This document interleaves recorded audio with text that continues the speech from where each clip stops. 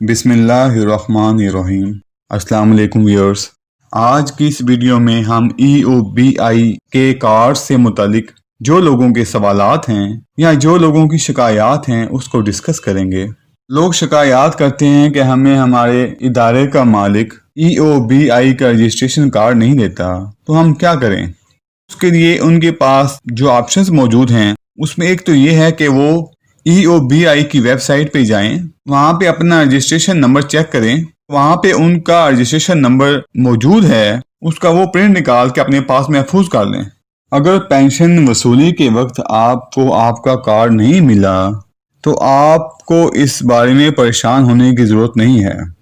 EOBI نے صرف یہ دیکھنا ہوتا ہے کہ کیا آپ کا جو عہدہ ہے وہ جینون ہے، کیا آپ کی طرف سے EOBI میں کنٹریبیوٹ ہوتا رہا ہے۔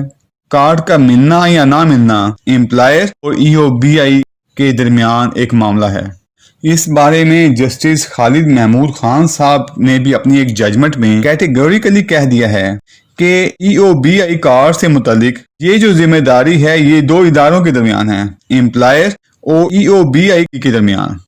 اس میں ورکر کو سفر نہیں کیا جا سکتا، صرف اس کے لیے ایویڈنس کا موجود ہونا ہی کافی ہے کہ یہ بندہ EOBI میں کمپنی کی طرف سے کنٹریبیوٹ کرتا رہا ہے۔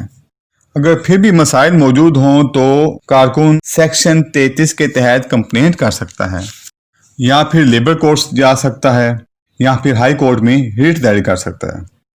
ویڈیو دیکھنے کا بہت شکریہ۔ اگر آپ کو میری ویڈیو پسند آئی ہو تو پلیز لائک اور شیئر کر دیں اور میرے چینل کو سبسکرائب کر دیں۔ اللہ حافظ۔